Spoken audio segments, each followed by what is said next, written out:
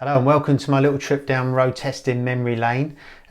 Today's video is all going to be on one subject, and that's electronic suspension. Now, it's all prompted by a question that I've had come in from Rowie Haviv, and he said, when trailering a bike with electronic suspension, do you really need the ignition on for haul? Should road testers mention that? So that's a really interesting question. So basically, when a bike's got electronic suspension and the ignition is switched off, bikes do one of two things depending on the brand. Some bikes, the suspension basically locks solid, so the damping goes to full compression and rebound damping, so it's very hard to push the bike up and down at a standstill. BMWs do that, for example. And some bikes go minimum damping, so when you turn the ignition off you can bounce the bike up and down like Zebedee. And for example, Kawasaki's and Triumphs do that. In terms of trailering a bike, we're MCN ship bikes around all the time in the back of vans, and to be honest, it doesn't make any difference whether you've got electronic suspension or not, because even when you've got suspension that's locked up, the suspension does actually go up and down. It's just very stiff to push it up and down. So if you ratchet the bike down with ratchet straps, it's going to be as safe as any normal bike. And the same goes with bikes that have minimum damping. So that is the answer to that question. Now, being an idiot, basically, I read Rowie's question and didn't read it properly. And I thought it said when tailoring a bike instead of trailering a bike to electronic suspension. So it got me thinking, and it got me down an electronic suspension rabbit hole.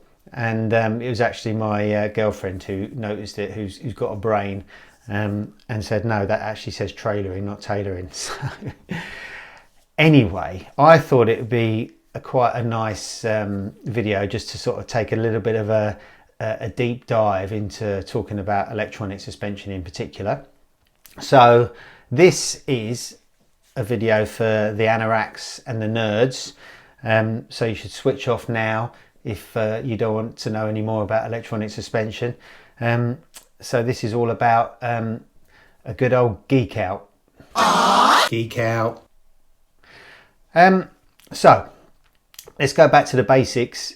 We talk about suspension before we talk about electronic suspension, and you know, what is good suspension on a bike. So suspension does a number of things. So it gives you ride quality. Good suspension gives you beautiful ride quality, rides the bumps really well, keeps the tyres in contact with the ground, which is the most important thing they should do.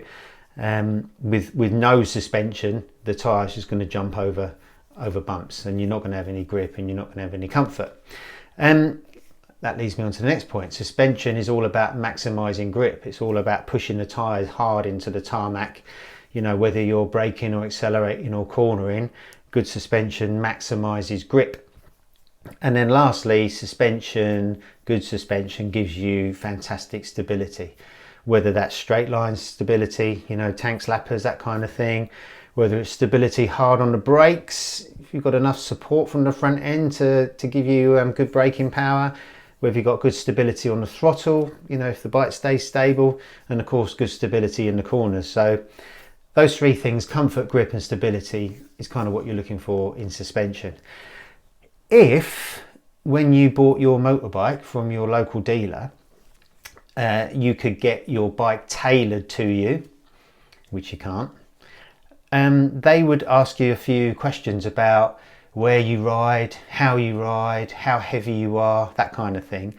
And then they'd tailor your road bike just for you. So the first thing they would do is they would give you suspension springs that are tailored towards your weight. So that's fork springs and a rear shock spring. But not only tailored towards your weight, it's tailored towards the conditions you ride in. You know, how grippy the roads are that you ride on. You know, the general sort of grip level and the conditions in general.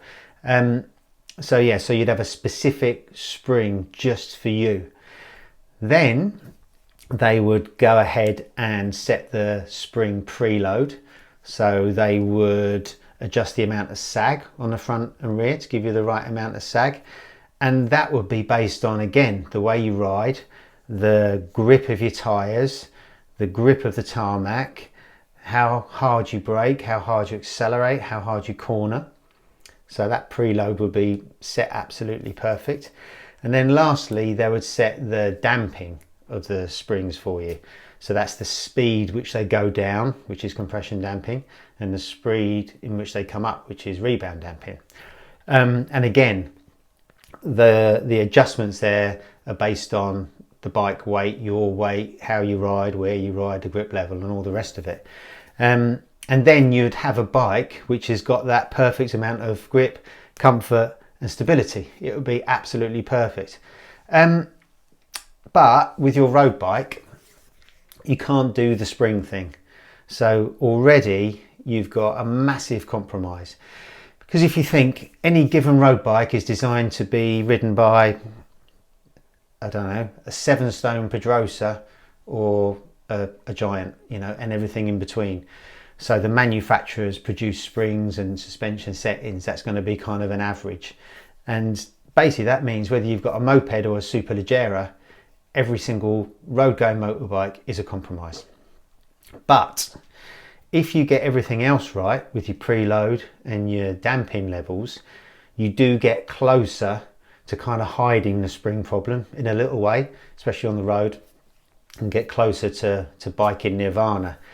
So with normal suspension, when I say normal, I mean mechanically adjustable. So you're there with your screwdrivers and your C-spanners and your sockets and all the rest of it.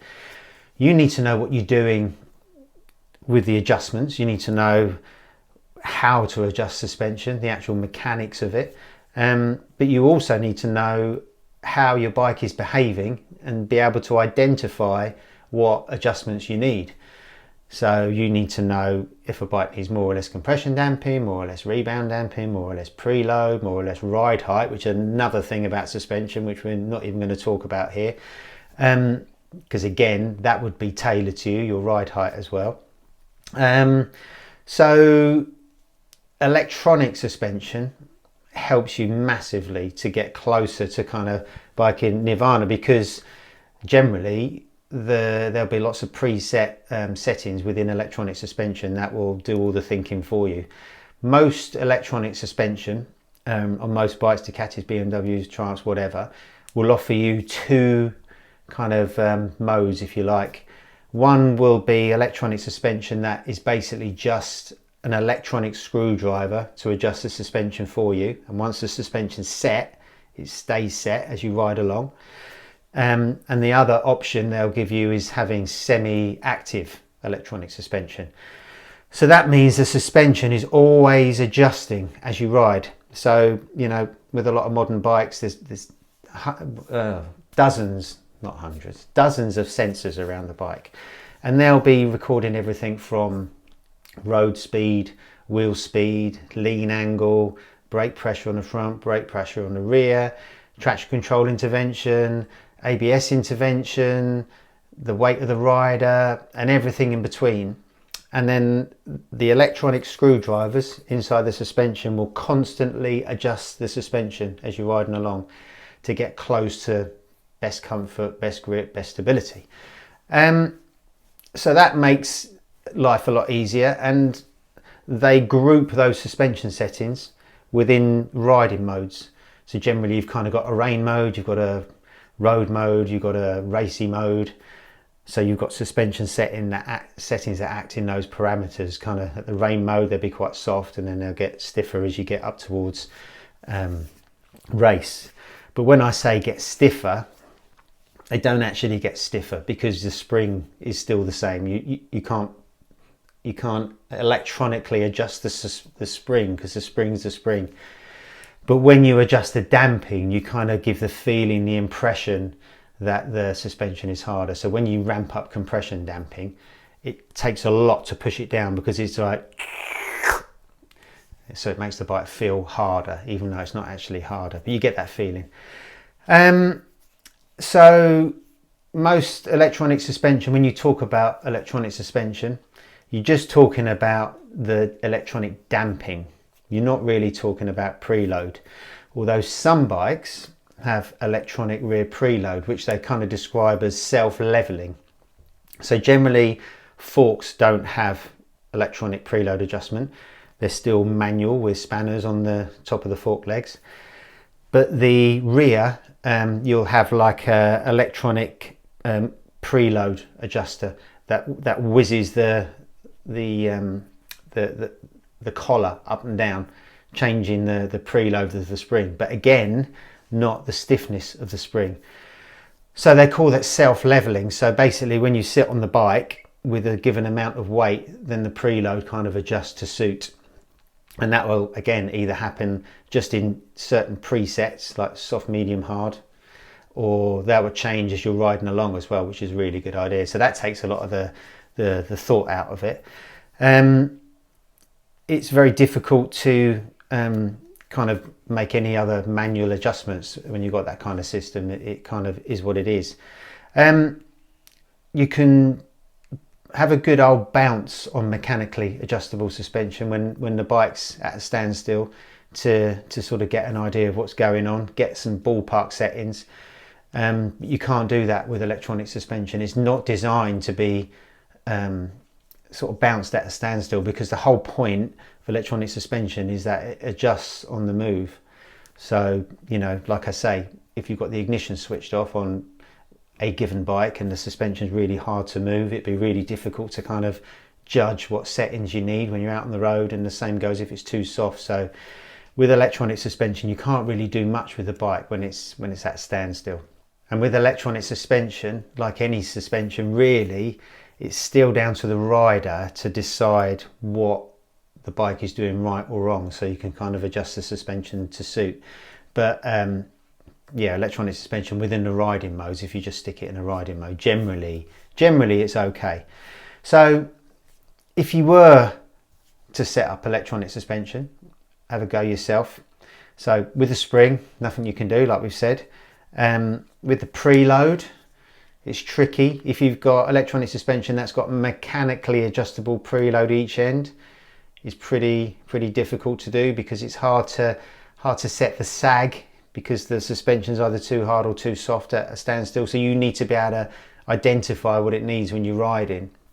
And you can do it, but it's not as easy as with mechanically adjustable suspension. And the other strange phenomena with electronic suspension is, and it's something I've noticed more recently with some bikes, is that when you've got bikes where all the suspension support disappears when you've got the ignition off, basically the bike just kind of sinks down, especially the ones with electronic preload, and that gives the impression that the side stand's too long, so the bikes sit up too much because they're not supporting themselves. So, you know, I had a Triumph Tiger long-termer recently, and that sat almost vertical because of that reason, and you had to be careful where you parked it. And the other thing is, when you're riding two up and you come to a stop, when all the suspension sags, like a Citroen DS 21, you can't get the side stand down. So yeah, that's something worth bearing in mind, especially some of the new bikes like Harley Davidson, some of the new Ducati Multistraders, they sink to help you get off for shorter riders, but again, you've got a side stand problem. So yeah, preload is difficult to set, and then rebound and compression, yeah, like we've said, you can adjust it via the dash. Some bikes let you go up and down with the compression damping, up and down with the rebound damping. Some give it to you all in packaged up as riding modes. Ducatis, for example, won't. They try and make it easier for you by describing things as more or less support, and having diagrams, little pictorial diagrams, pictograms on the dash showing what each of the adjustments do, make things harder or softer. But again, you need to know what you're doing. You need to think about what the bike's doing. So I had quite a lot of experience with electronic suspension in 2014. I raced a HP4 and it was probably one of the nicest race bikes I've ever had. There's something quite special about HP4s that S1000RRs never quite capture, because it was a special bike. And I raced for BMW Park Lane. It was a fantastic year. Had some really good results and won a lot of races.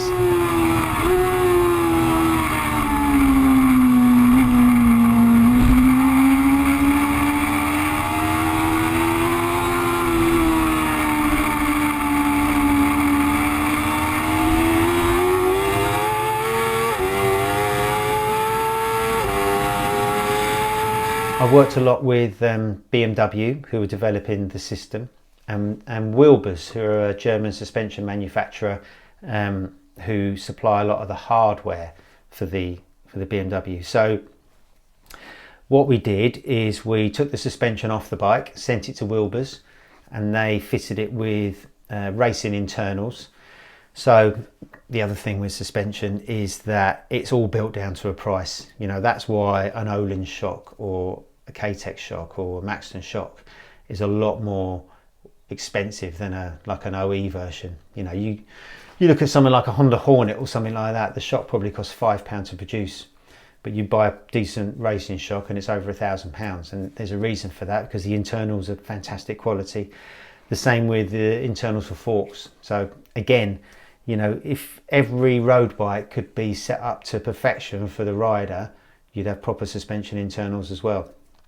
And you know, even bikes that look like they've got good suspension brands, even they're built down to a price, and they're not quite up there with the versions you buy in the shop. So we fitted the suspension on the HP4. Then what we had to do is get BMW electronics, so the HP4's brain could tell the suspension what to do, more in a race scenario than in a road scenario. So it's quite a complicated bike to run, really, because of that. So when it came to changing the springs on the HP4, that was just like a normal race bike. You know, stiffer springs for when the track's really grippy to give the bike support under heavy braking. Places like Donington, you need quite stiff fork springs. Softer springs when the track isn't as grippy or the wet. So that was pretty similar to a normal bike with normal suspension.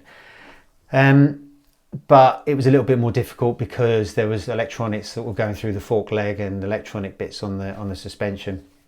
The other thing is, with electronic suspension for road bikes, generally they have a potentiometer on the rear shock that measures how fast and how far the rear shock's moving up and down, and that helps the suspension decide what it needs to do when it comes to adjusting itself.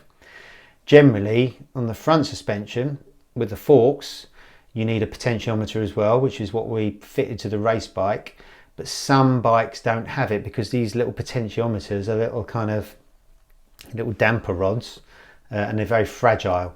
A standard BMW S1000RR with electronic suspension doesn't know if it's going up or down or how far it's traveling. It just takes kind of a general reading, which is like an average reading, which is okay. But when you're racing with electronic suspension, you need more accuracy. So that preload we were able to set on the computer, because again it was difficult to set static, so we could see if we needed more or less support or harder or softer springs. And then again, the damping, we needed to A, feel what was going on, and B, look at what was going on the computer as well. So the HP4 was fantastic to ride because it was basically always soft unless you needed it to be stiff. So the advantage of the bike always being soft was that it had a massive amount of grip. So through corners at full lean, it was just incredible. So much grip, fantastic tyre wear as well. You really notice a massive advantage. And then when you brake hard and when you accelerate hard, the suspension stiffens itself up for maximum support. So that was one of the reasons we did so well with that bike that year. The disadvantages of running electronic suspension, is that it's just very difficult to set up. It's very difficult to know what you're doing. It's hard to set the sag, and then when you feel a problem with it, you're not sure if it's a mechanical problem, you're not sure if you need more or less preload or whatever, or if it's a problem with the electronics not telling the suspension what to do at the right time. So yeah, that's very difficult, and we changed to an S1000RR the following year with electronic suspension, and for some reason it just wasn't any good. We just couldn't get it to work, so we ended up scrapping it and going for normal K-Tech, and then suddenly the times and the results came. So it was quite fickle, and also the reliability of electronic suspension on a racing bike is a bit questionable, which is why they don't use it at the TT, for example, when it would be absolutely the right thing to do, because you'd have a perfect bike for all the conditions, and because it can fail.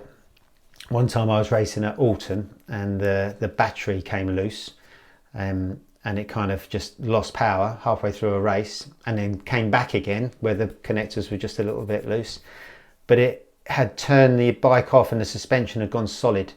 So for a few corners before I really realised what was going on, I had a bike with no suspension, and it was horrendous. It just bounced everywhere, and it was, yeah, it wasn't nice. So, you know, electronic suspension I think is really, really good for the road, because it basically gets you closer to how you'd set a bike up in the first place, and also track days. So, you know, if you've got a new S1000RR or Panigale or whatever, you stick that thing in race mode and it's going to be there or thereabouts. If you then wanted to race it, you probably have to dump the electronic suspension and use normal suspension, so you can choose the right springs, and so it's easier to manage and all of that. And also you need to know what you're doing. You know, the faster you get, the more you need to sort of know how to set the bike up. So, you know, what have we learned from all of this? Well, number one, that's probably almost half an hour of your time I've wasted talking absolute rubbish about suspension. But also suspension in general. So, you know, the first thing you can do to make your motorcycle better, far better than when it comes out the showroom, is to put proper tyres on it. You know, whether they're sports touring tyres, sports tyres, fast road tyres, track day tyres, race tyres. You know, make sure you use the right tyres for what you're going to be using the bike for, because it makes a massive difference. You know, don't put track day tyres on a touring bike, no point. You can put touring tyres on a track day bike actually. But yeah, tyres are the number one thing to improve the bike. But number two is suspension. You know, it's not cheap. You know, the reason people don't, because yeah, it's not cheap. You need to find a sort of a specialist you can trust. You need to know what you're doing when it comes to setting the bike up. But it will change your bike like you would not believe. It will be plusher. It will be more controlled. It will be crisper steering. It will give you better tyre wear. It would just be, it would just be absolutely amazing. So yes, faster and more enjoyable your bike will be. So that is all about answering a question about tying a bike down with electronic suspension that I got wrong. But I thought I would give you a little bit of a brain dump on everything I know about electronic suspension. But anyway, thanks for watching. If you've got anything else you'd like me to geek out on, just leave a question in the comment, and I'll get to it and make another little nerdy video. Thanks for watching. See ya.